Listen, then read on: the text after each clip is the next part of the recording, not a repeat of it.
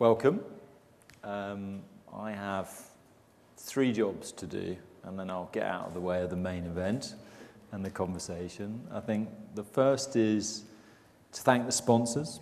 They are listed here: Midea, Kainos, Noma, North Coders, BGSE, ZES, Manchester Evening News. In truth, these things wouldn't happen without those people being involved in this. And we're a kind of family trying to get a debate happening about things that we all care about and that are stimulating and interesting and matter. So a massive thank you. Second thing I think that is sort of really important, and this is my second outing after, and they seem to be coming together quite quickly after having Mary Mazzio here, is that, you know, in truth, I think the co-op is really, and this isn't, you know, about the co-op, this is about creating a platform in which we have debates about things that actually matter and stimulating debates that, in truth, I think are at the heart of what the co-op's about. So the reason we're involved in the Federation and are grateful for having the friends that we do in the room and the wider engagement is that we're really interested in how technology and data and all of the work that we're all involved in is used to power good growth, sort of term that I use. You know, how are these forces used in the world to create kind of shared value for people and communities, and in a way that powers kind of growth in a good way, that's sustainable and economically viable and value. And I don't say that on the basis that I think, you know, the unicorns who are meeting in London today and probably a number 10 are the enemy. I don't think they are. But I think part of what we're trying to do is to create a platform in which businesses are welcome to explore those new opportunities, social value and social growth. And 2, that we create an environment in which conversations happen about things that really matter and are complex and difficult and don't actually have the right answers, but in discussing them, we raise the profile of them, we all learn a bit of stuff, and I think the world gets better as a result of that. And this is one of those subjects. And I'm gutted because I'd love to be staying for the whole event, but I unfortunately can't, because this is an area of business that I've been involved in for a very long time, going all the way back into the old days, into the genesis of dunnhumby and Clubcard and all of those things. And in truth, I think one of the things about this whole debate around data and data privacy is it matters massively because it's at the heart of everything we do. You know, fundamentally, it is a sort of fuel that enables so many of the things that we're doing.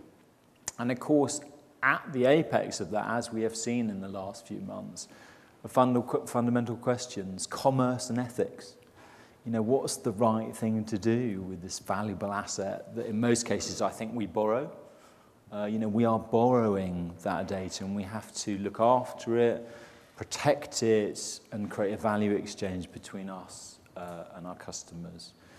Now, I do not know as much as Aurélie does about data and data privacy, and so I am massively excited that she's chosen to come here and talk to us about a subject in which she is a super expert, an eloquent, not only expert, but practitioner and a stimulator of debate that I think is very, very necessary. I'm sure all of you know her. She's a lecturer, she's a renowned speaker, she advises the EU on privacy, and in her own right is a practitioner in the data engineering and privacy space. And so I'm very grateful that you've chosen to come here and share your stimulation with us.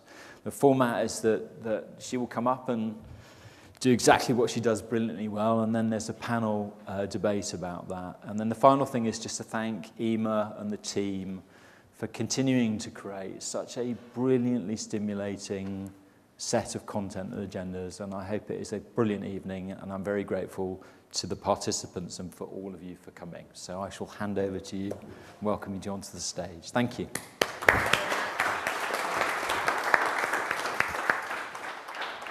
No pressure, right? It's like, oh my God, what an introduction. Thank you so much.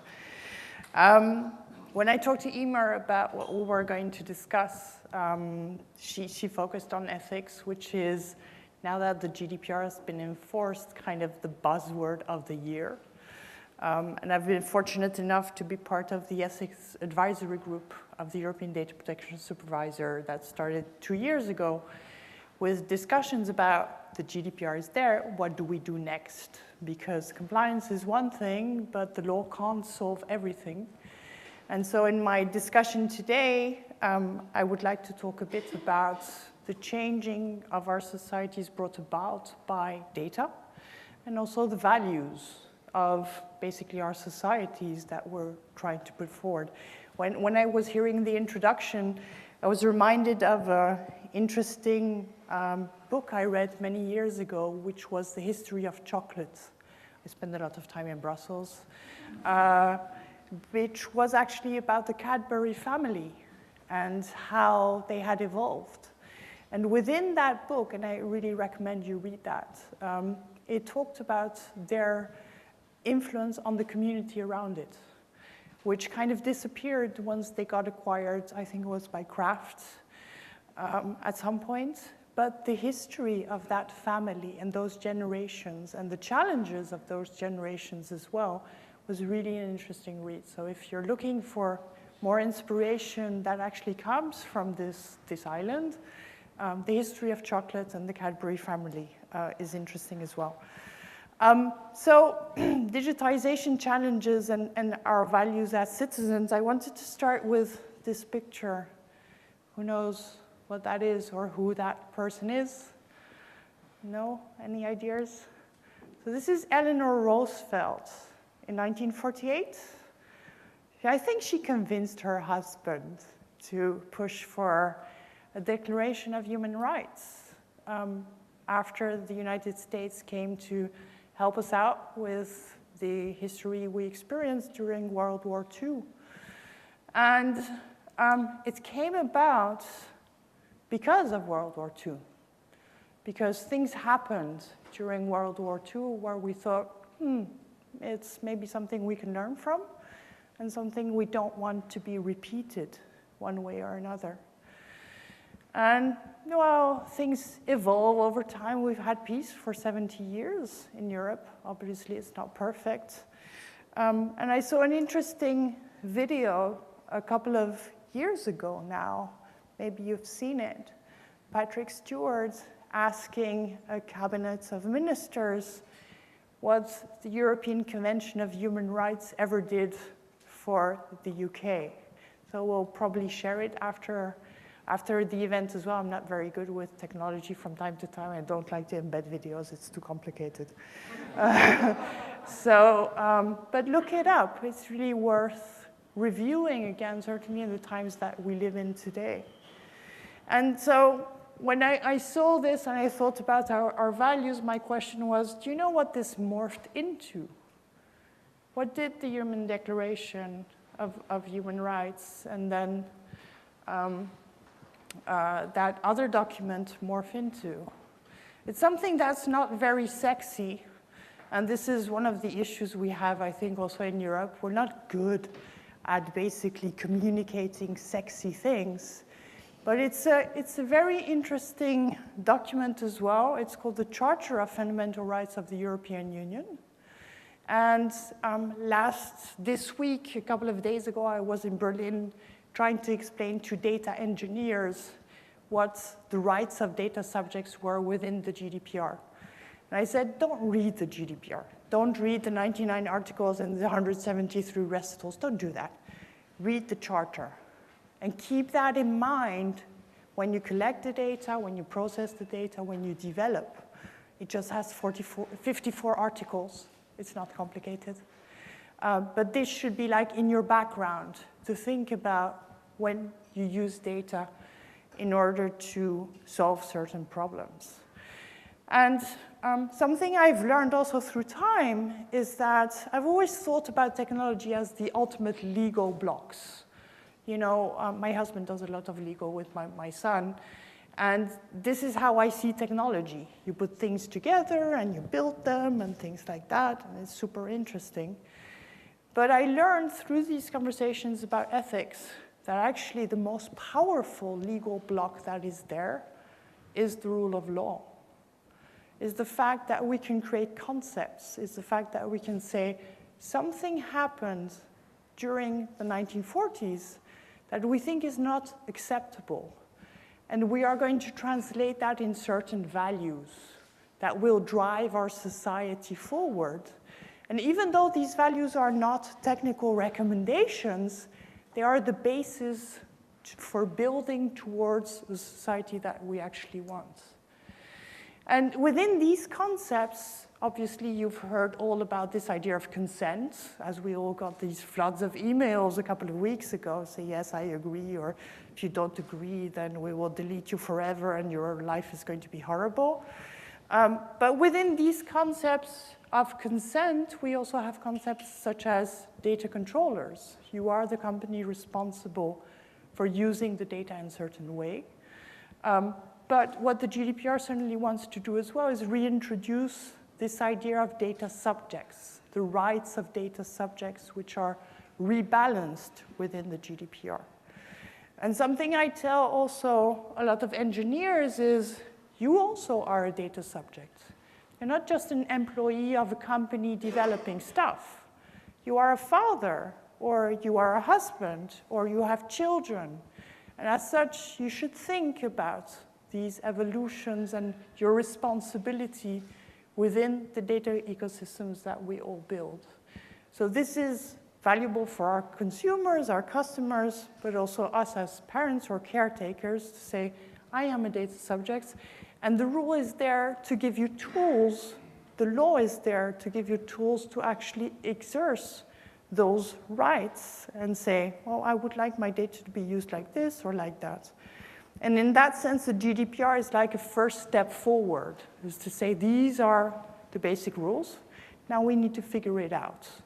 And the next steps will probably be also what is ethics for our societies and how is data changing our societies, which is something I wanted to talk about. Now, what we're also seeing is obviously we work in a global environment. So in that sense, while in 1948, this wonderful woman did push for this declaration, we are seeing that we don't really see rights in the same way, and certainly not data in the same way across the different continents. And so this is a quote from an interesting paper by Paul Schwartz, who talks about this idea that, well, we talk about the right to privacy or data protection. Privacy is kind of a vague word, so we don't really like that. But in the United States, it's more a discussion about marketplace. And so discussions about ownership, who owns the data. In that sense, we're not still out of these conversations because the European institutions do not want to talk about data ownership because you can't own a right. So we still have to think about this and debate about this with philosophers to see how we move this forward and build something that is viable in the long term on the global level. This is also taken over within the GDPR. The GDPR recognizes, well, that technology has changed our societies, but it's also open. And this is something that a lot of people actually forget often, is that, well, it's not about not allowing you to use data. It's about having rules around how you actually use data, making sure you're accountable for the use of that data. And so the GDPR, and this is where the slides went wrong, is actually grounded within the Charter of Fundamental Rights. My apologies for the slide, but apparently we lost some content. Basically, the GDPR reflects Article 8 of the Charter of Fundamental Rights, whereas e-privacy reflects Article 7. And there's still a debate going on currently about e-privacy. And e-privacy is about the right to privacy in your home. So it's going to discuss and define how our devices are basically going to use the data. And certainly if you think about the long term, about this idea of Internet of Things and connections between data streams, we know also that in the long term, this idea of consent will probably not be viable either. So we'll have to define something new.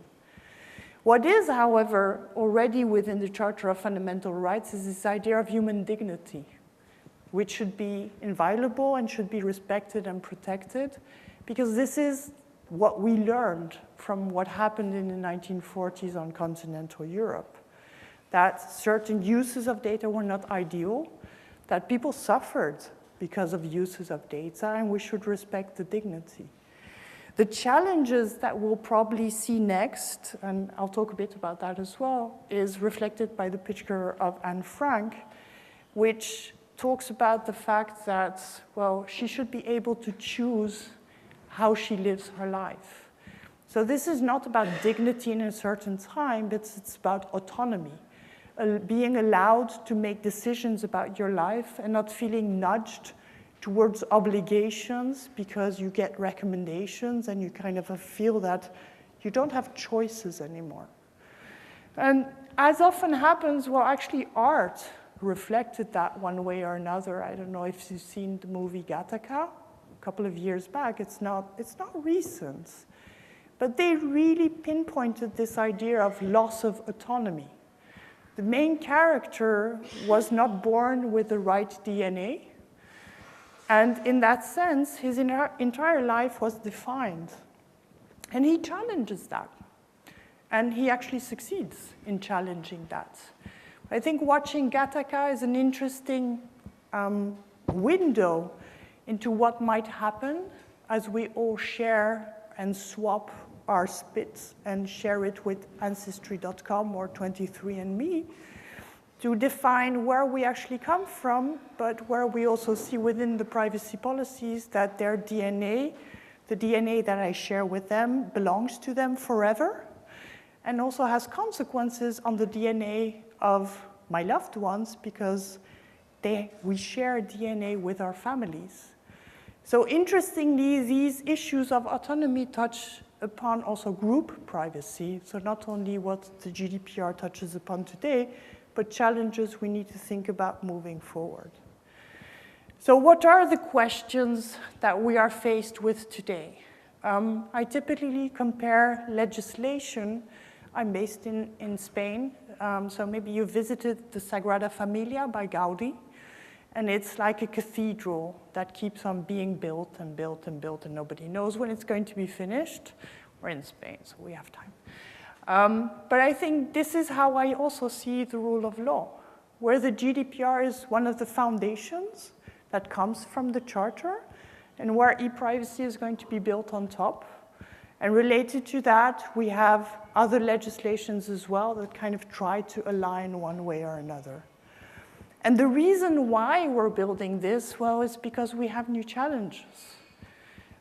We have systems, economic systems, where we define that GDP defines whether our societies are doing well. So everything is about economic growth when you listen to the news. And sometimes you have questions. You wonder, is that actually good? Living in Spain, I saw that, for example, GDP influenced by tourism went from 5% to 10%. Tourism now accounts for 10% of GDP in Spain. Is that a good thing? Well, I'm actually worried sometimes when I see how developments are being done within Spain. So certain things need to be questioned. I've seen the European Commission Ethics Advisory also talk about the future of work. And when I listen, for example, to the United States, they talk about the loss of jobs, and where the European Commission actually divided this in 3 chunks. They said, well, the first one is about the relationship between employer and employee. The second one is about making sure that you have enough money to survive.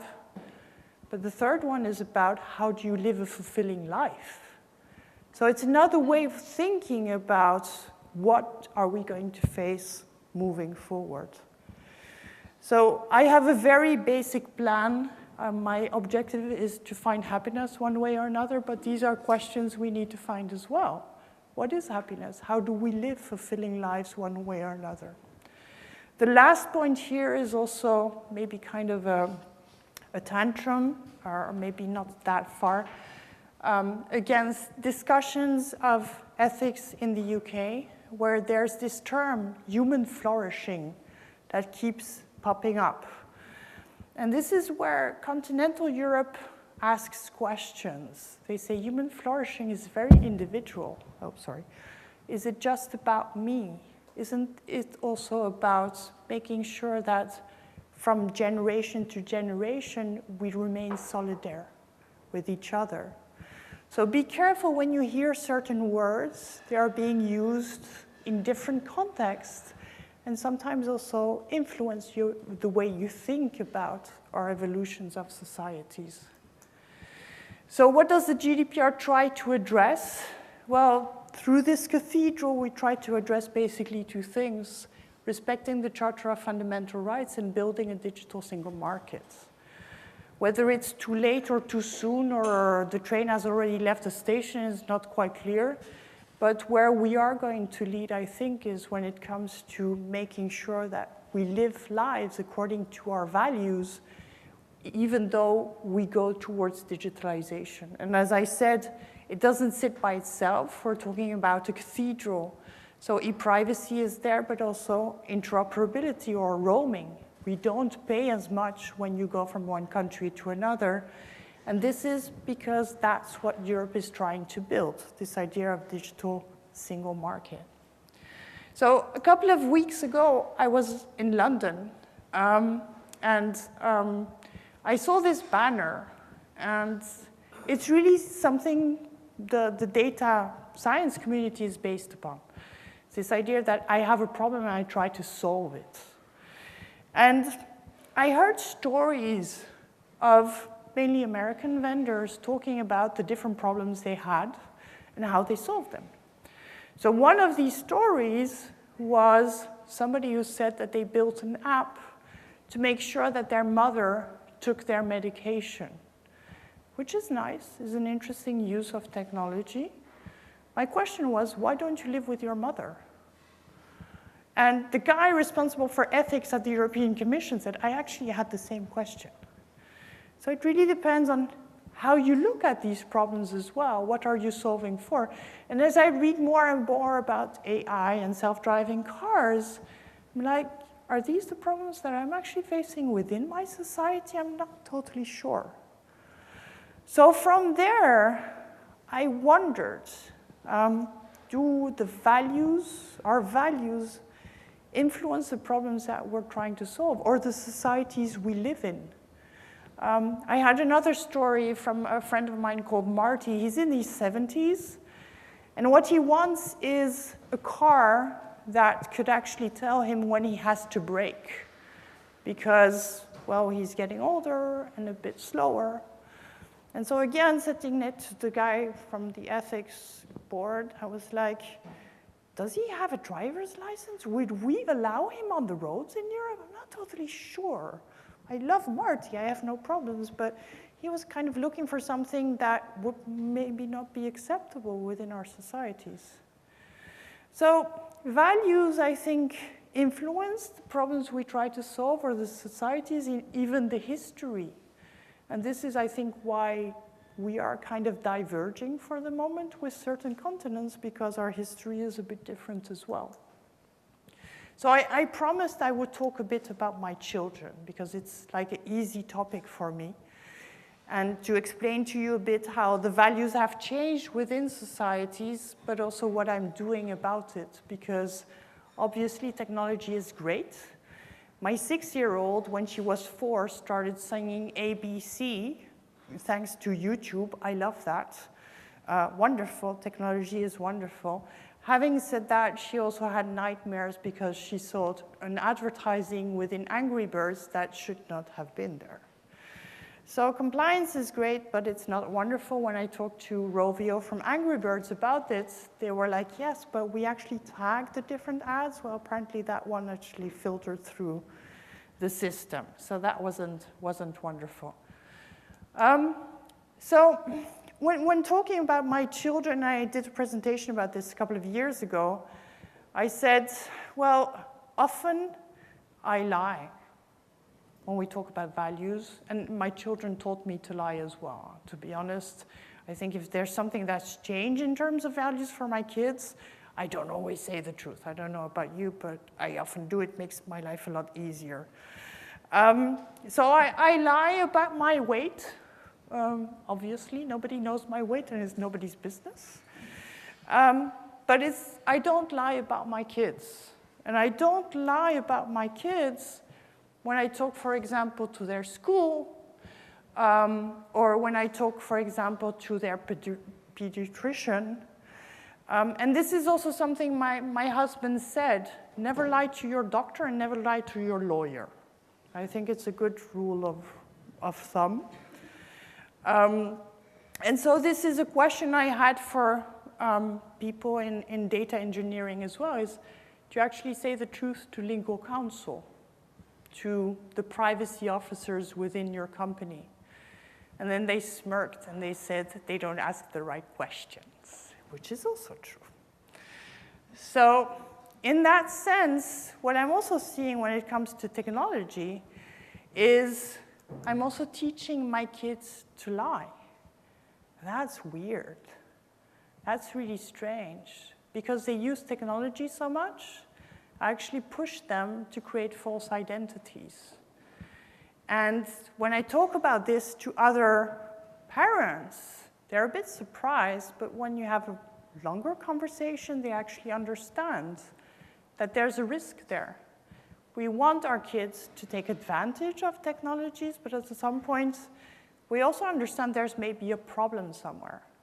So my kids started early with iPads, not before the age of 2, but 3, 4. We have tons of this stuff lying around all the time, so it was just there. And it's just now that I'm starting to read articles about the fact that, kids shouldn't have screen time and things like that. So obviously, technology is changing different things, and apparently the brain of my kids, which worries me day and night now, I feel like a very bad mother. So there are negative things about technology, but also positive ones. So my son uses Scratch from MIT to learn how to code, and he really likes that. He does theater, and he doesn't play football, which in Spain is very complicated. But good and bad things about technology. And something I saw also a couple of months ago was this idea that, well, we got dirty when we were kids. We kind of, were next to ponds and things like that. And I have a challenge today with Spanish parents because I would like my kids to do cycling, and they want my kids to wear a helmet. And I'm like, you would wear a helmet to go cycling? That's really weird. But apparently it's the law in Spain, so I have to abide by that. But what we're clearly seeing is, yes, shifts. Things are changing within our societies, and I did a comparison also with the seat belt a couple of years ago. I don't know if you remember, but when I was young, we didn't have any seat belts. It didn't exist in cars. Now, when I get in the car and my mother-in-law gets in the car and talks to me, she's Spanish, she talks a lot, she doesn't put on her seatbelt. So my car kind of blinks all the time, which is very annoying. But it's, things have evolved since those no seatbelt cars that I knew in the 1970s. So in that sense, things are changing. Obviously, I need to buy helmets for my kids. But other things are changing as well. So what we're seeing, for example, and certainly also for my children, they seem to be obsessed by certain representations of themselves in the digital. And this is also interesting, for example, looking at the French, who consider that I am not my data. My data is not a representation of me. Unfortunately, the French talk about this in French and don't translate in English for the moment, so nobody knows about this. But I think one of these shifts is this idea that me as an individual and me as a digital subject is probably not the same, and the fact that I'm being transferred into some form of a digital representation might bring about vulnerabilities and harms to individuals. I certainly see that with my kids who seem to care about the likes and the stars and things like that, where like, it's not you as a value. You're not valued because you have more stars or more likes. It doesn't make you a better person. So we also see that we're kind of moving from this kind of analog life towards this digital life. I've worked in digital for the last, 15, 20 years. And I remember a friend of mine saying also, well, I need to do something that is not cyber, that's not bits and bytes. I want to bake bread and see things grow, because this is also what makes me happy. And those values within digital are not the same that we see in real life. So we have to be very careful about how this is going to change one way or another. And what we're also seeing is that basically kind of wisdom of the crowds is imposing things on us. It's like a lot of people decide that this is a good thing, whereas we used to have institutions that gave us directions. So suddenly, is that wisdom of the crowds, or is that mob rule one way or another? And that threshold is very dangerous. We go from, this is a good suggestion for you. If you bought this, you might want to buy this as well, towards kind of nudging. But at what point does nudging become manipulation? If people use gaming sites and there's psychological profiles about them to make them addicted, do we really want to move that way? And is that something that we want to actually do? We're also kind of losing faith in this idea that, well, there is risk in life. You know, you can't modelize everything. You can't manage everything. So we're moving away from this idea, and we're trying to score everything. We're moving towards this idea that you are better or worse because you have thumbs up and thumbs down and things like that. Is that the kind of society we want to actually build? And then what we're also seeing is that it goes beyond just our own individuals. It goes towards this idea that we're starting to converge with machines. Machines are being part of us. And in that sense, when I saw, for example, Google Glass the first time, I was really scared. I was like, I don't specifically want that. But watching my kids from time to time was like, oh, I wish I had a Google Glass, because that moment was so absolutely wonderful. But I still have the decision to use a tool or not use a tool, and not be driven by these tools. And that is basically the questions that we'll have to ask moving forward, is also if our extensions of ourselves are being part of our bodies one way or another, who decides how these extensions are actually going to work? What are the thresholds? What is acceptable? Are we going to adapt to these extensions? Shouldn't it be the other way around? And this is, again, where the French have talked about it a lot. So, and the last bit that we're seeing is also this idea that we used to be responsible. I made these decisions. And now as systems are getting more and more complex, well, basically, it's not my responsibility. It's being distributed one way or another, being pushed through the ecosystems. And allocation and attribution of responsibility are becoming more and more complex to define. So our values are really changing. And the last example, it was one that relates to the judicial system. So maybe this is also a movie. Oops, no, that was not a good idea. Maybe this is an image of a movie that you might have seen as well. It's Minority Report. So the cogs that actually estimate when a crime might happen, and basically go after people before even a crime actually happens. So what happens to this idea of you're innocent until proven guilty? It puts pressure on our judicial systems and the way we actually think about how our values are being represented within our societies. And this is partially already going on. So maybe you've heard about the black boxes used for algorithm decision-making, about how long the sentences would be in American judicial systems. That would never exist under European legislation because you have the right to understand how certain decisions are being made. The fact that these algorithms exist and that these companies have no obligations as to how they explain how they came to these explained sentences makes it for a society that might go in a wrong direction one way or another. So it's very worrying, actually. The power of data and how it's being used and the notion of accountability should be questioned. And we should have discussions about how this is changing our society.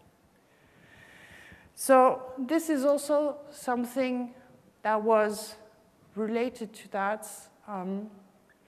Questions about basically who am I as a human being related to data? How do I feel within our societies? And the nature of basically being human, and where I get back to this initial question, which is, what is happiness? How can I find happiness, or how can I find balance? Within a society that doesn't accept risk anymore, I don't have to be happy all the time. And this is something I'm trying to teach my kids as well, is it's okay to be sad or lost, but as long as you live a fulfilling life in the long term. So within the work done at the Ethics Advisory Group, basically we explored different values and came up with recommendations. So it's a document you can actually find online and you can read. It's very philosophical. But where we put forward certain values, obviously dignity, it was the obvious one within the Charter of Fundamental Rights, but also this idea of freedom. How do I choose my life, and how can I make sure that I'm actually autonomous and make decisions about my life one way or another? We also highlighted the need for solidarity, because we have a feeling that this is eroding because of the lack of accountability within our societies one way or another. And hopefully, thankfully, I still see this within my children. They are solidaire. But I have to keep reminding them. I have an obligation as a parent to remind them that they should treat people equally, but they should also be solidaire with the kids around them. Obviously, discussions about democracy. We've all heard about Cambridge Analytica. I don't know if you follow series such as, for example, The Good Fight. It's an interesting series that follows the good wife, and that recently actually talked about nudging judges in certain courts in the United States by micro-targeting false news to them. So when I saw that episode, I was like, technical, that's totally possible. Technically, I have no doubt whatsoever that that is possible. Whether it happens, I don't know. How did Brexit happen? How did the elections happen? There is room for doubt. Obviously, also discussions about the judicial system. And I think this is one of the most challenging aspects of our societies we have today, because time, when we talk about data, is of essence. Timing is very important. And what we've seen when it comes to privacy and data protection legislation is that the time that you complain and you put your requirements in front of a court and the court takes a decision is very long. In the meantime, data processing operations continue. So for example, within the GDPR today, we consider IP addresses to be personal data. It took 10 years to get there. So the fact that our judicial systems are slow is actually impeding democracy, and we need to find solutions related to that. And then the last of the values that we put forward for a debate and a discussion at the end of the year about ethics is this idea of trust. What does trust mean? A couple of years ago, it came back to this idea of ranking. If you look at Airbnb, for example, that person got scored, and yeah, have 4 stars, and so I trust them and things like that. That's not really trust, but how do we make sure we continue to build trustworthy societies, knowing that we work in a more globalized environment? So how am I going to show trust for a person I know in Singapore where they're not my neighbor anymore? So it brings about new challenging to our societies. So we came out with a couple of recommendations, also within the white paper, which I again invite you to comment about. It was mainly the last part that I wanted to talk a bit about. What we're seeing is that we are also moving towards a society of more commoditization. I don't know if you've noticed, but a couple of years ago, when you bought a fridge, you could buy a cheap fridge, an expensive fridge, and a medium fridge. Today, that medium has disappeared. It's either very cheap or horribly expensive. So every product that we basically buy is either one extreme or the other. There's a middle ground that kind of has disappeared, and that's commoditization. And I see it when I look at, for example, students. I go inside their dorm rooms, and they all buy stuff at IKEA, and you have the feeling that they all have the same dorm rooms. And in that sense, I think it's dangerous, because if we commoditize everything, everything has basically the same value. We don't make any kind of differentiations. This might happen to individuals as well. We might move our values from persons to personal data and say, well, your only value is actually your data, which is not the case. So we have to be very careful about how our societies are evolving and what is actually happening with personal data. So I found this interesting comic a couple of months ago, which talked about the fact that, well, certain tools needed data about the children to make sure that they were learning. And they needed the data about the children to make sure that they are learning the right thing. And then the children became the data one way or another. So we are transforming our societies into glorifying data one way or another to represent our individuals, whereas our individuality is very separate from what our data actually is. And when you think about this, it's another movie we've seen before. I tried showing Matrix to my 10-year-old, and then my mother-in-law said, he's too young, no, don't do that. But he does care about his privacy because he was taught actually to create different identities and to use his data in a specific way. Unfortunately, I had to tell him how to lie. So what have I done so far related to the education of my children? Well, there's a very interesting book called the European Handbook for Teaching Privacy and Data Protection at Schools. And a couple of months ago, I was watching the ICO, and they were talking about the fact that they needed more education related to data subjects, that citizens need to understand better what is actually going on within our societies with data. And so somebody asked the question and said, are you starting these education programs? And the ICO said, yes, we're reaching out to Google. I was like, I was watching that from Spain. I was like, how is that possible? We don't have the same incentives. You don't have the same obligations within societies. So in Spain, they started a long time ago discussing about bullying. And there are guides for families. I put on parental controls. I have an idea of what kind of data and information my kids are actually looking at. And I'm not saying I actually enjoy it. I think these issues are complicated.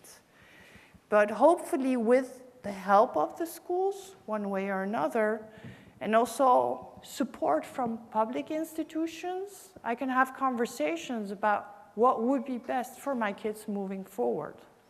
I think this is really important, and hopefully this can also come about in other countries besides the obsessed Spanish with data protection. What else did I do as well? Well, we just bought a new house, and we had the choice between big individual rooms and small common rooms.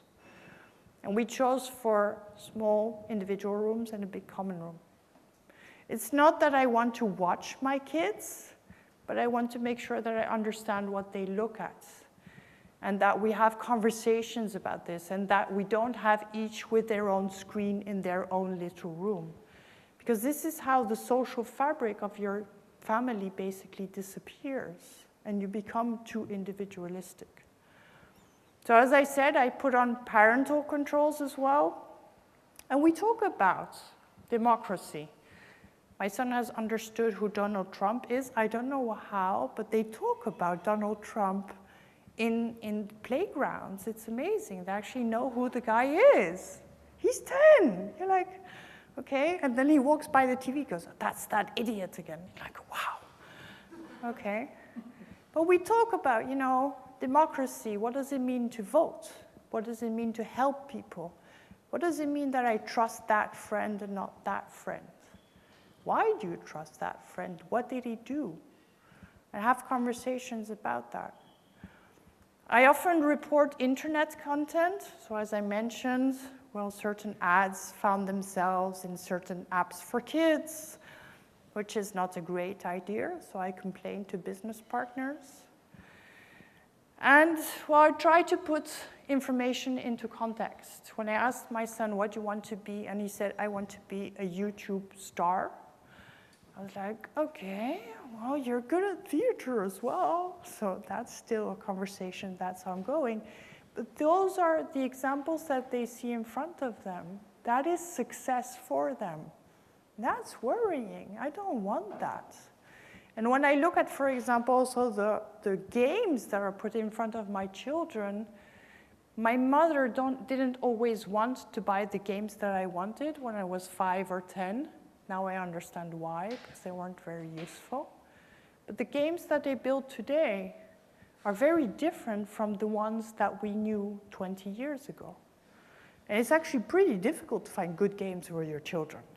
And this is where there are a lot of challenges that we need to address, and I think there are opportunities as well. My daughter was looking at gymnastics, rhythmic gymnastics. She's been doing that lately, and she was watching videos of girls that were extremely flexible, but flexible to a point where you're like, that's not human. And so I sat down next to her, and I said, that is not something you will be able to get to. And I don't want you to get to that point, because this is actually dangerous. She's 6. So the way YouTube videos are influencing her perception of reality or normality is actually scary. So as a parent, you need to stay next to that. Well, thankfully, I'm not saying this is going in the right direction, but I'm doing my best. A couple of weeks ago, my son said, I know what you do. So I was like, really? You know what I do? Okay, cool. Yes, you're trying to save the world from the invasion of the robots. I was like, that's not bad. That's going in the right direction. So I would kind of support that. It's complicated for them. If they see examples at schools of, are you a doctor or a policeman? No, I actually work in privacy in the internet. How do you want to explain that to your kids? So there again, evolutions related to what happens between schools and reality are really important. When I started my journey in data analytics, data science, The Economist came out with this idea of there's a lot of data out there. I still have a copy of that, The Data Deluge. A couple of years later, we started talking more about the fact that, well, maybe certain companies were extracting valuable resources and all this was not super positive. A lot of people talk about this idea of data is the new oil. In Brussels, we talk about data as the new infrastructure or the new electricity. It's going to support our societies one way or another, but we need to find the right balance, hopefully surrounded by legislation, but possibly other things as well. The ethical challenges that our societies face will not be solved by the law only. We need to create ways of auditing the data. We need to create spaces where we share best practices, like I did for my children and how the way schools use the data of my kids.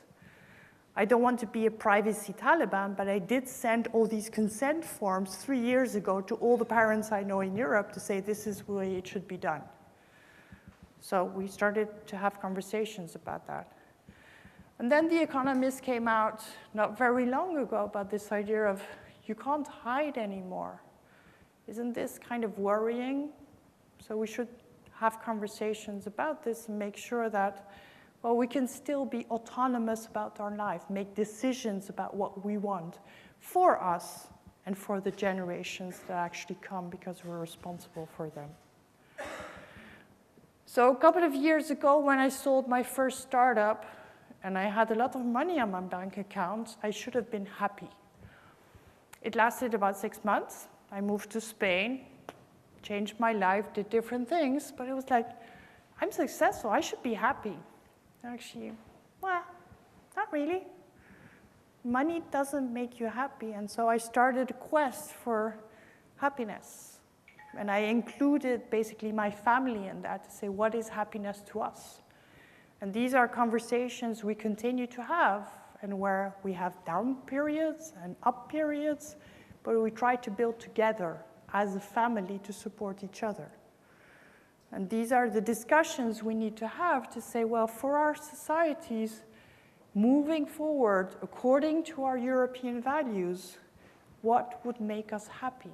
And how can we use data to actually do that in the best way possible? So this is what I wanted to share with you. Thank you very much.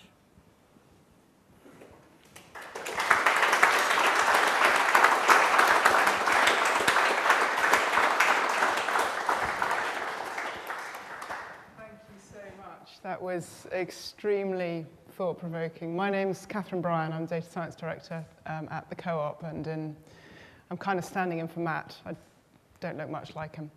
That was fantastically informative. I'm on a platform. I'm slightly taller than him, actually. Phenomenally informative, and you've been reading a lot of your stuff. Huge fan. I was not expecting quite such a lesson in parenting. Sorry. And I have a 4-year-old son, and I am permanently of the belief that I'm an utterly appalling parent. Permanently feel like I'm doing the wrong thing. But I can tell you I'm even more terrified by what's to follow and how on earth one's going to navigate teaching a child through society that we're now in, which is just totally different from anything that we grew up in. So I now know who to follow, and I'll be looking for you to some mothering advice as we go through. What we're going to do now is I'm just going to invite up my fellow panelists, Tim and Bill, to join us. And thank you. We will go through. I'll say at the end here. And what I thought we'd do is we'll just start by I'll seed a few discussion topics. Perhaps if I sort of pull up a few questions and topics that have come out and direct to each one. And as I do so, you can perhaps introduce yourself briefly. We'll have a little bit of a discussion, and then pretty quickly we'll open it up to the floor to talk more broadly. So Tim, I thought I'd start with you. Am I supposed to flip through to another slide, by the way? Thank you. Okay. So one of the themes that we heard about just then was the right of the individual to choose. And I love the concept of moving from making a suggestion to nudging, and at what point does that flip over to being manipulative? Tim, in your world, you have done a lot of work with engaging with consumers, with marketing. And I'm just thinking about, could you share your experiences and your reflections on how societies, how organizations have evolved over the last years in terms of how they engage with their customers and with consumers, and where you expect that to go in future years?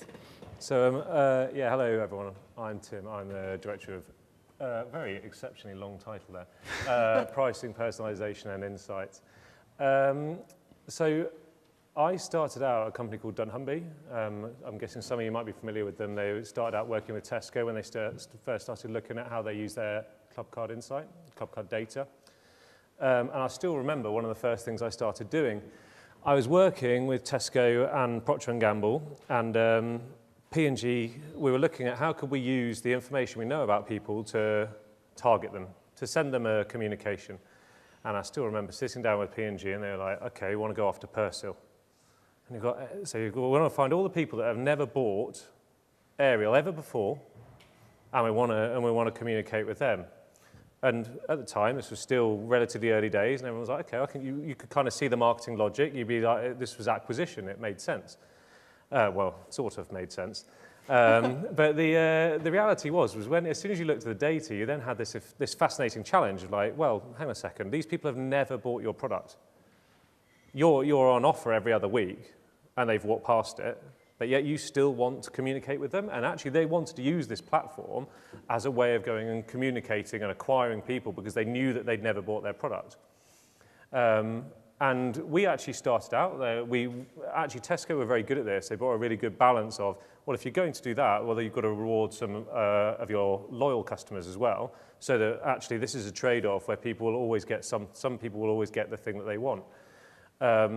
Now, the reality was that you ended up with this mass piecemeal of lots of people wanting to go and talk to people that fundamentally didn't necessarily have an affinity or an interest in the product they were trying to put out. But that was quite a few years ago, thankfully. Now, as time went on, Tesco evolved their approach, and actually a lot of the manufacturers that work with them massively completely changed the way they looked at it.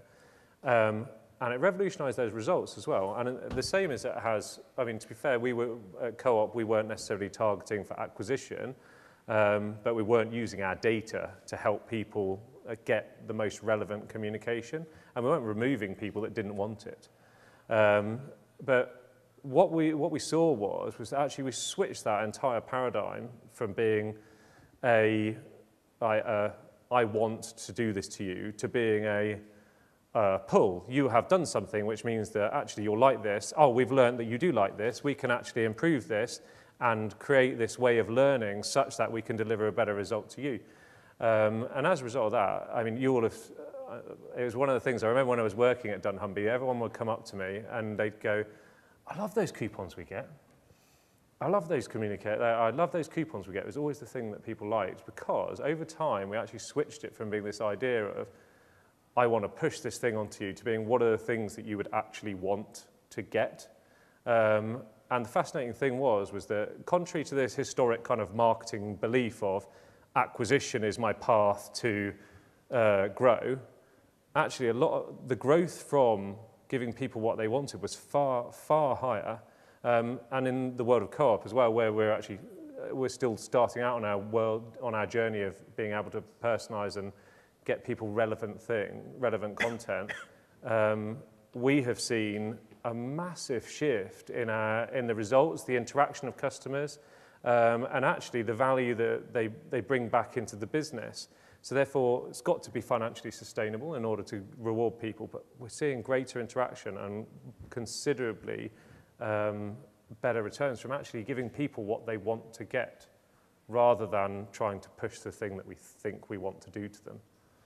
And I think that is ultimately the future path. I think personalization has three things. Make sure that someone gets something, they understand why they've got it. Make sure they actually want to interact with it. And you've got to do that in some way that you can actually financially sustain, otherwise you can't do it, yeah? And to achieve those three things, you've got to constantly learn.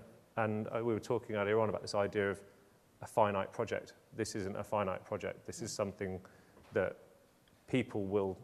customers will tell us, people will tell us what they want to get and when they want to get it. Fantastic. I think building on that, Aurelia, your perspectives on GDPR's come in, there is regulation, there are guidelines, but more important than anything else, how do you embed the right ethics, the right decision-making within an organization so that it just becomes part of how people work every day? Interested in your observations of organizations that have done that well.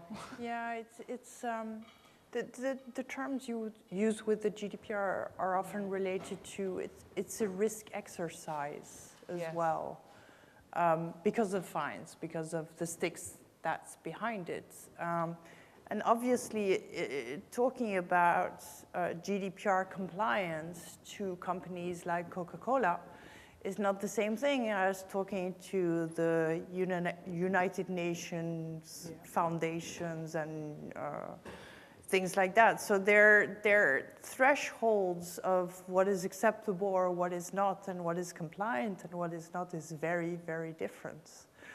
And the legislation is not a technical requirement, so it requires interpretation one way or another to understand what compliance actually means. And there was, for example, a very interesting presentation many years ago by somebody from BBVA, one of the Spanish banks, Marco Bressan, who talked about clumsy companies, evil companies, and very, very bad companies.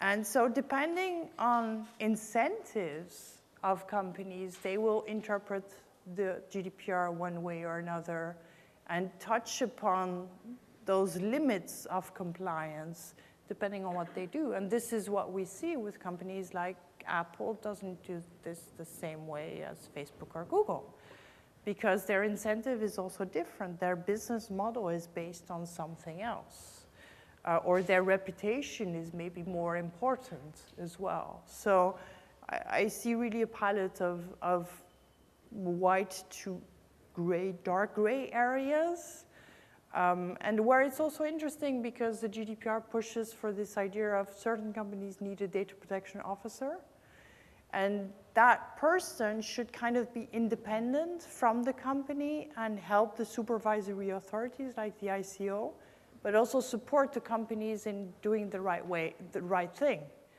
And so being a DPO is kind of being torn, but you can also choose for which company you want to be a DPO. Being a DPO for Red Cross is not the same thing as being a DPO for Salesforce.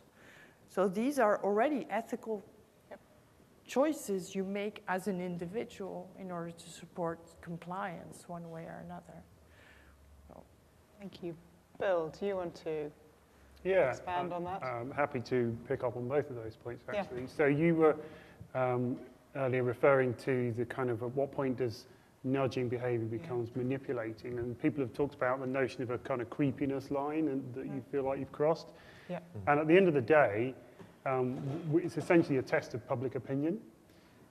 So one of those tests that failed recently, I don't know if people know about the Wi-Fi bins in the City of London, right? So waste bins with Wi-Fi captures on them, you'd walk past and kind of learn your device and then give you personalized adverts on the side of the bin as you walked up to it. It's a little bit like Minority Report, actually.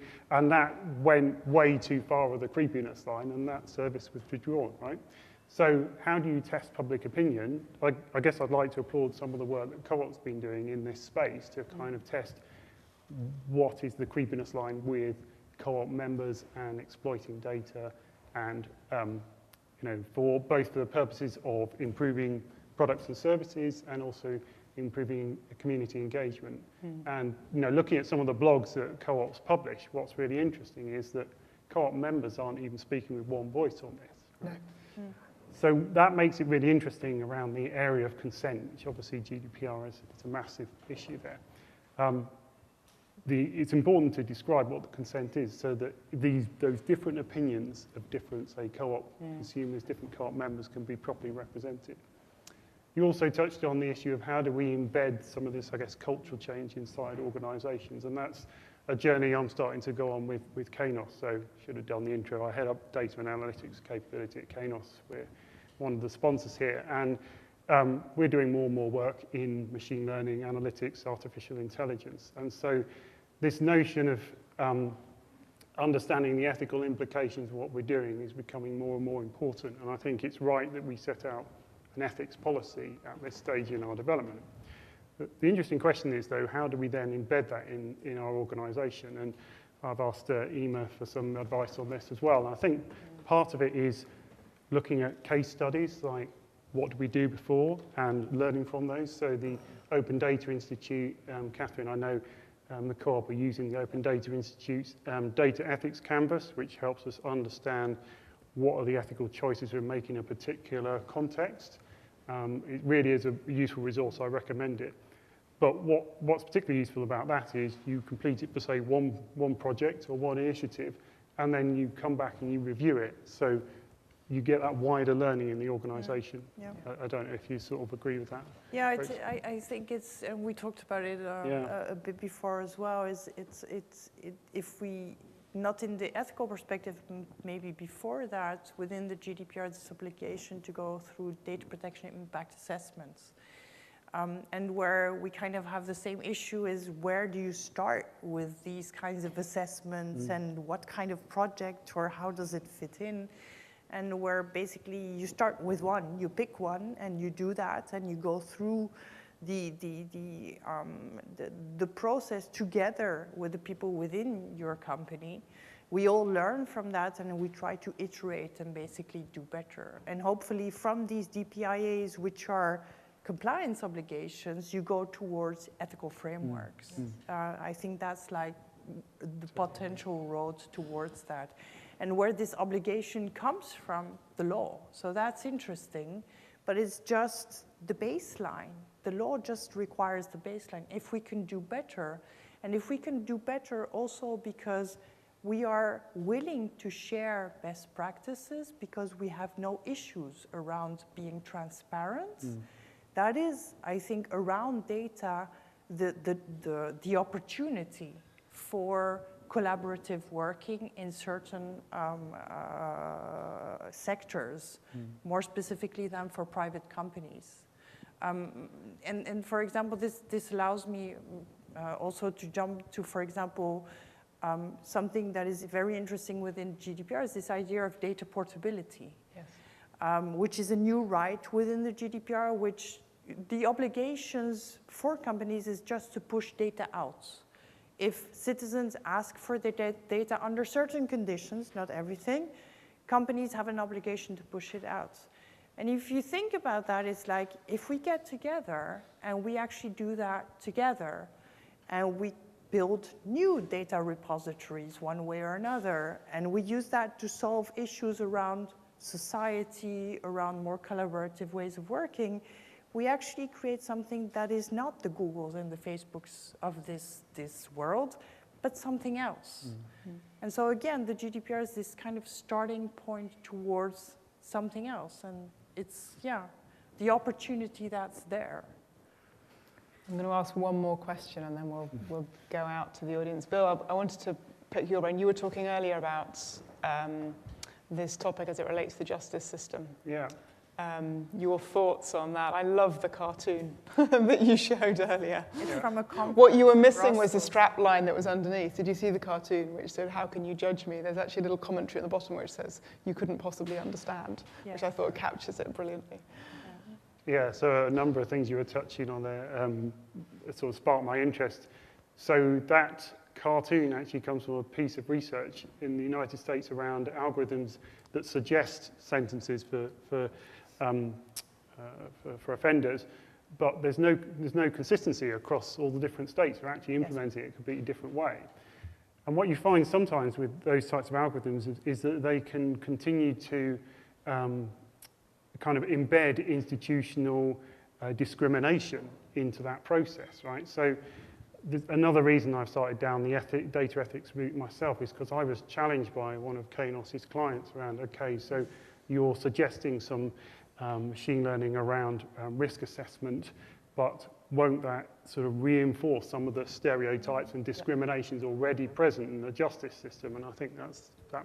So basically, I didn't have a ready answer to that question, and hence sort of going on this track, right? So The topic I'm particularly interested in, though, takes us away slightly from companies who are custodians of data and our rights as consumers, and thinking about governments as custodians of data, and trading off those the benefits of that around our security with our own personal privacy as well, which is a kind of different type of trade-off, right? So I come from a background of working a lot in data exploitation for law enforcement. And one of the things I've noticed is it's quite hard to join up data sets the government owns because there's policy around that, okay?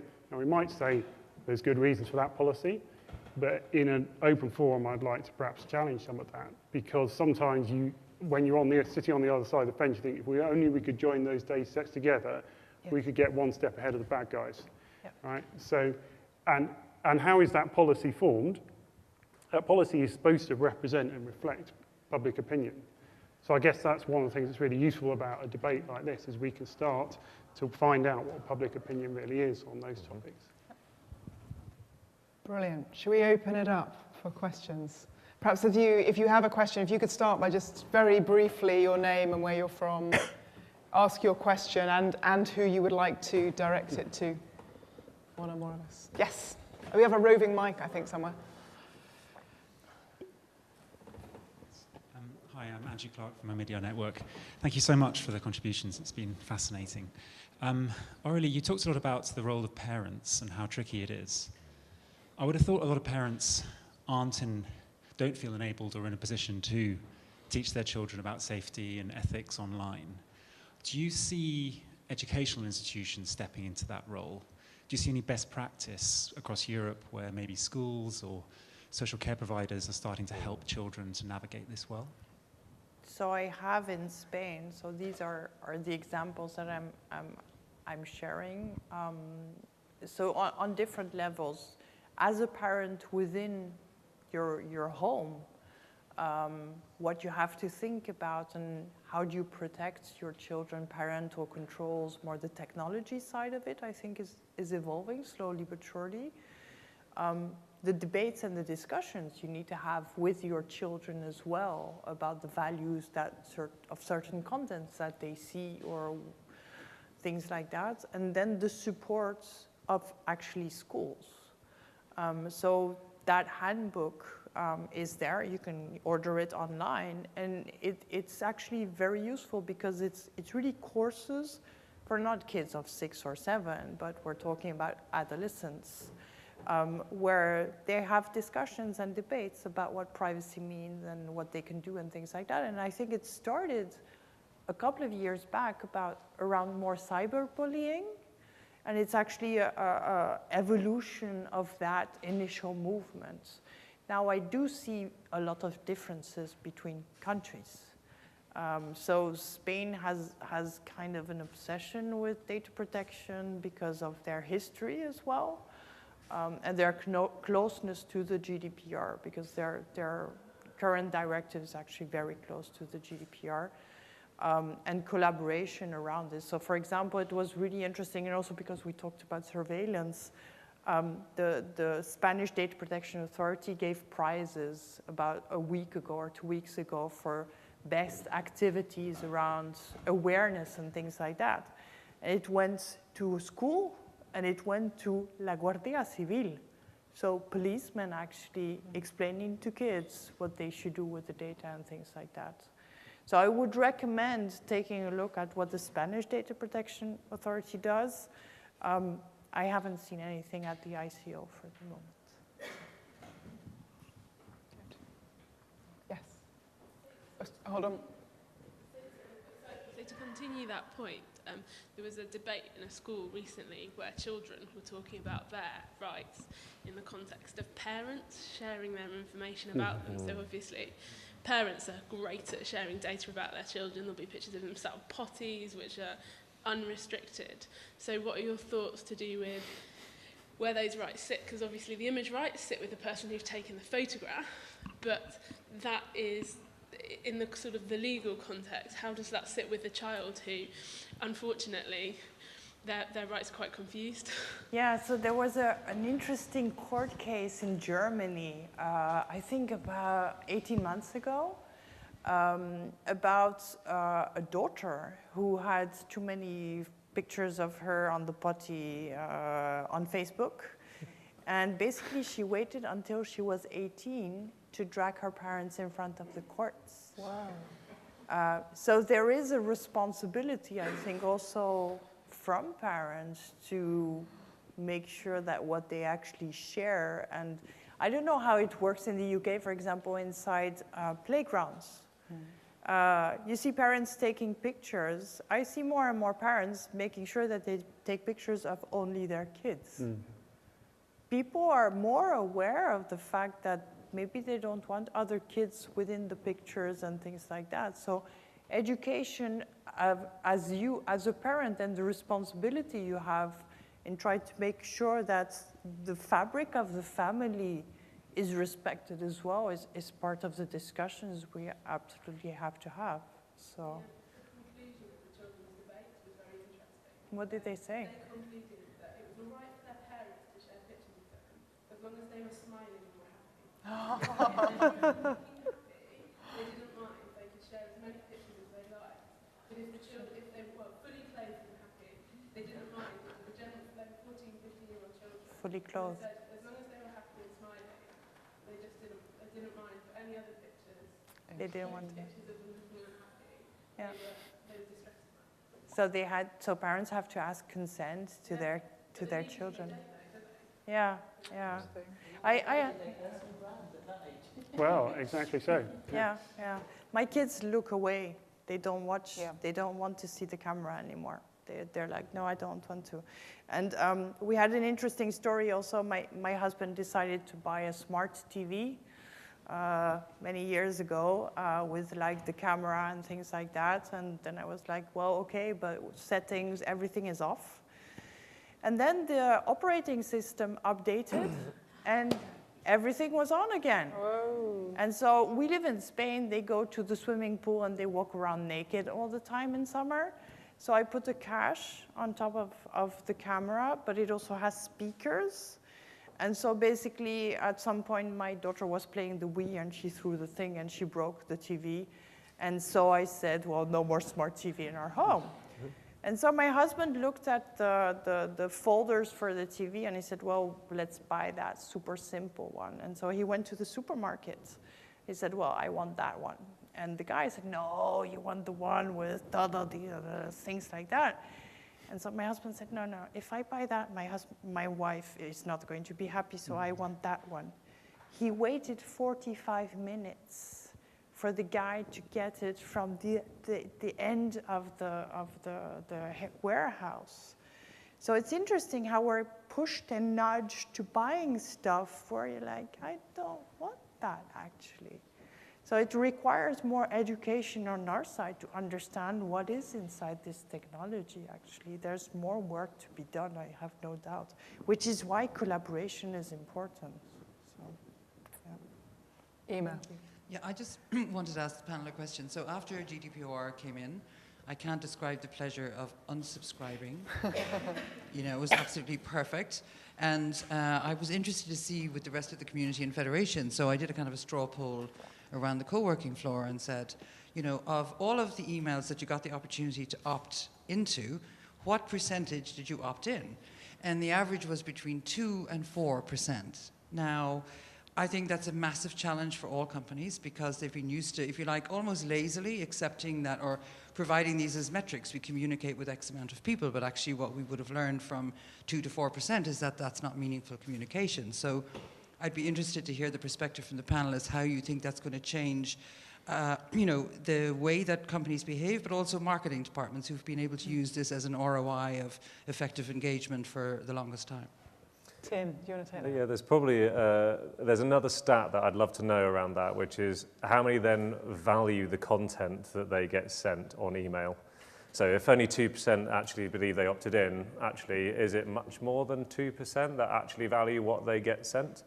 And I think that this is playing back to that historic view of I want to send everything, the thing that I want to send to them, and this lack of ability to learn.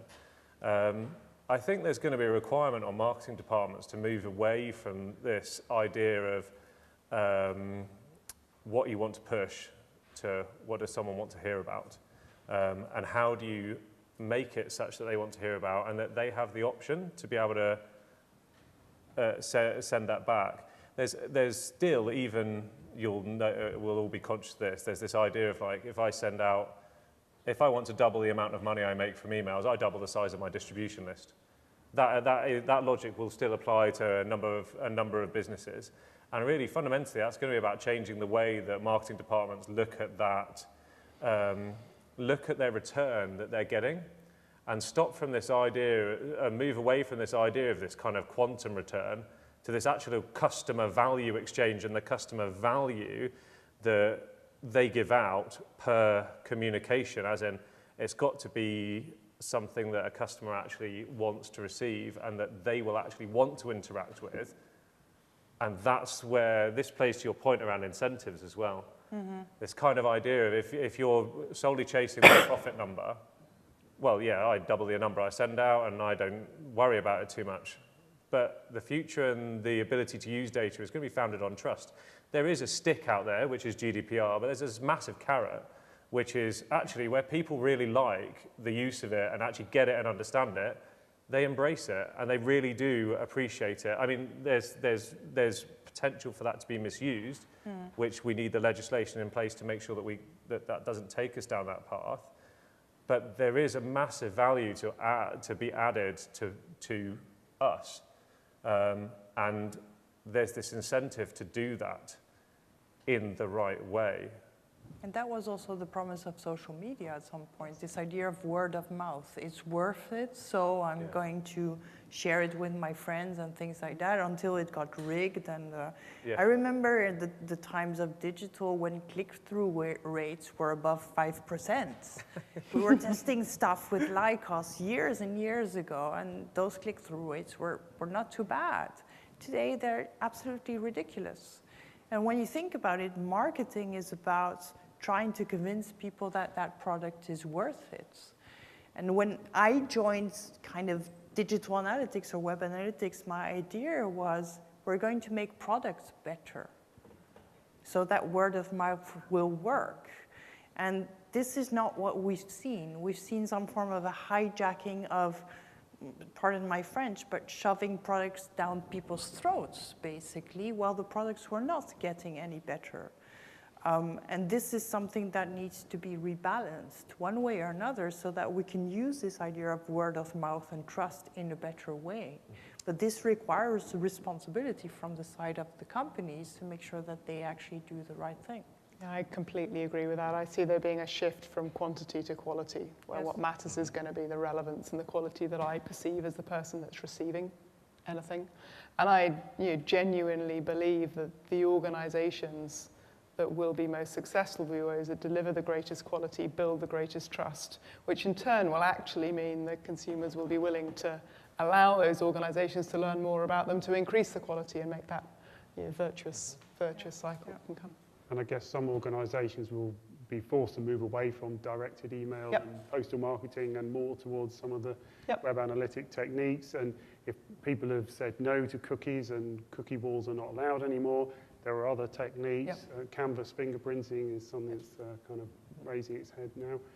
So I think it will also drive some companies down different technological avenues as well. Yes. There's going to be escalation as well. That's inevitable. It's been going on for a while, certainly in digital and certainly in the mobile ecosystem as well.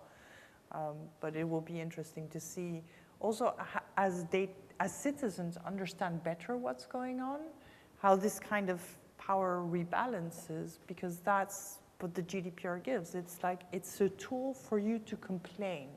Go to your supervisory authority, knock on their door. They have an obligation to take on your complaints. So the mechanisms are there to hopefully build something better, but let's see. Probably got time for one or two more questions.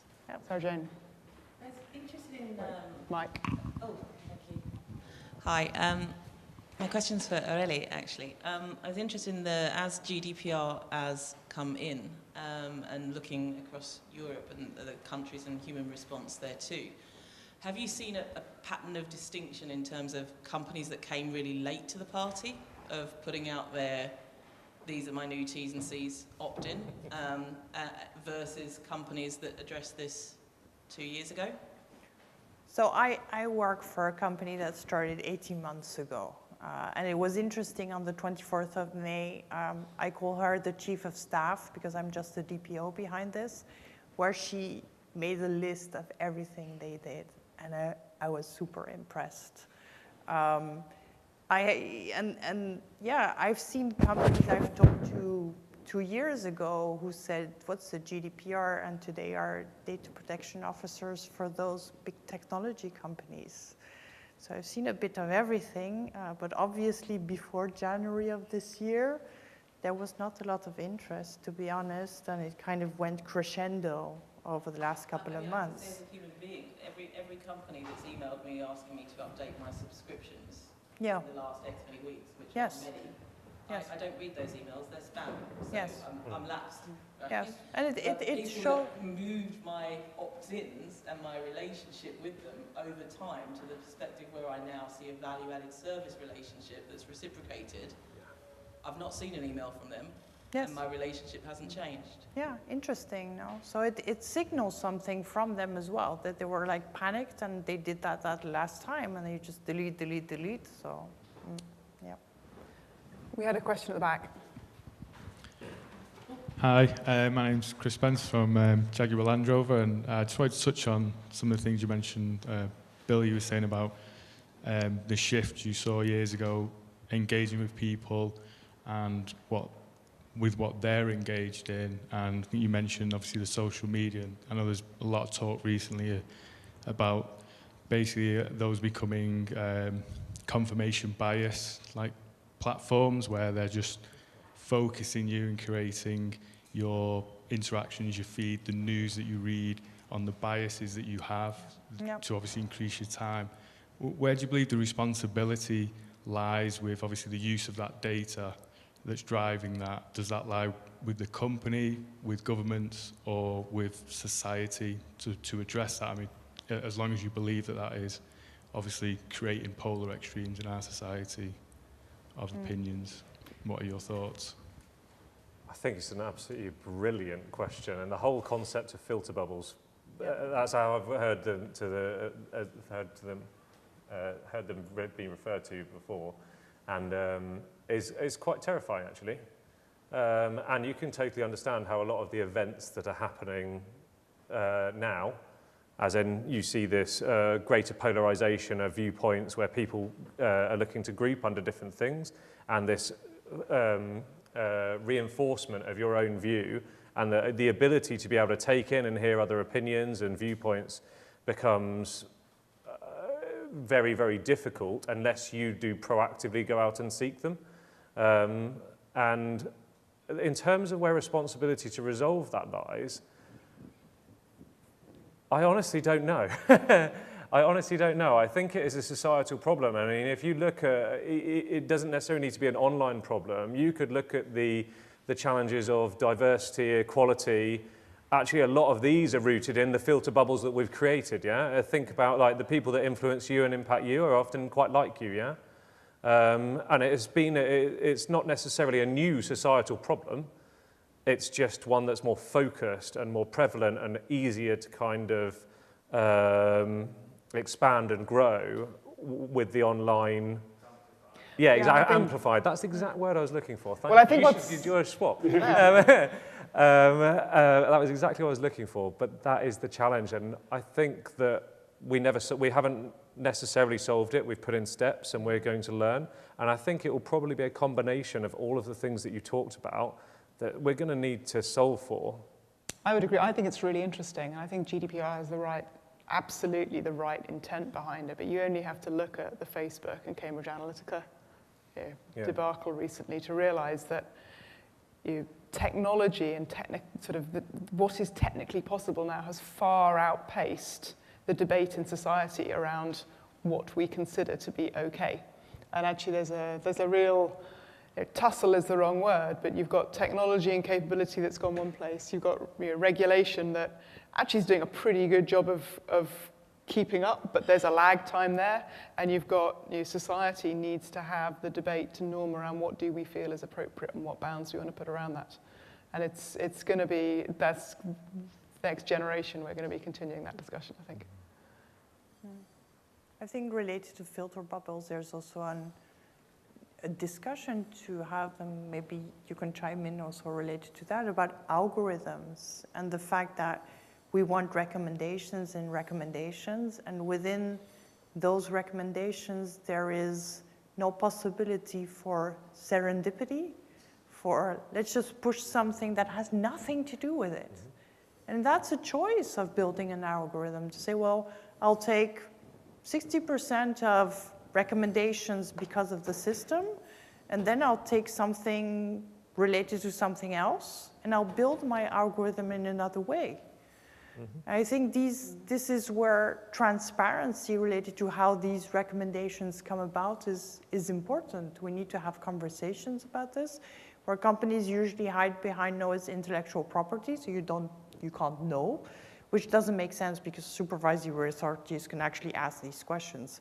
But it's how do we build these algorithms? And there was somebody also called Tristan Harris, was talking about how we were making technology addictive to individuals. These are choices.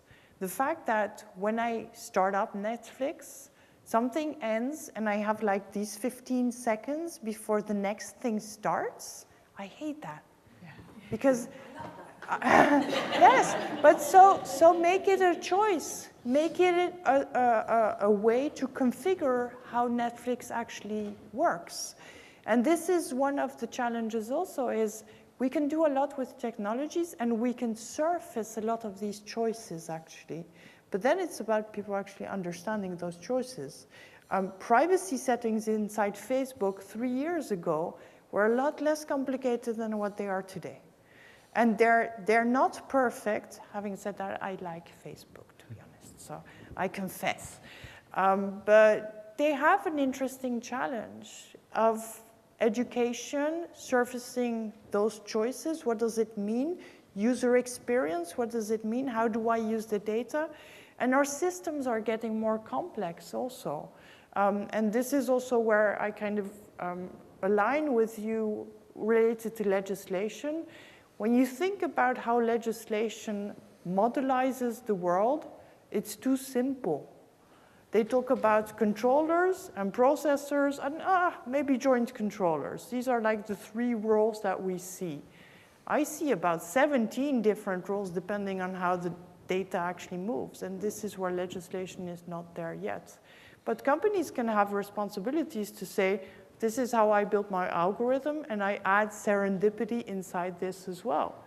Is that possible? Does that make sense? Well, if you're transparent and we have conversations about this, maybe we can do better. But it's true, nobody knows how to solve these issues. There's still continuing discussion. It's all about trade-offs, isn't it? Because there's a famous book in economics called The Paradox of Choice, Yep. which basically saying that there's so much choice it becomes a disutility very quickly. And recommendation engines are a great way of kind of solving that for large sections of what we might want to consume. So as I was talking to the Manchester Evening News earlier today, I was thinking about my own experience with the new Amazon Music streaming service. I've shared my musical preferences with them, and they have now suggested loads of other music I would never have thought of. So without Amazon Music, too much other music out there, I would just stuck with the Pet Shop Boys, very narrow music focus. So it's really broadened my horizons, right? And I just kind of thinking maybe as we conclude whether we should consider what 1 or 2 pieces of advice we should give to our children, or what in this area, what 1 or 2 things would we want to teach our children. And certainly that would be one thing for me, which is understand which areas you're happy to be recommended to and are happy to kind of, okay, I'm happy that the algorithm's made some choices there. I'm enjoying this music. That's much better than it was before. Yeah. And I guess the second one would be, it's very hard to be truly forgotten. Yes. So be careful.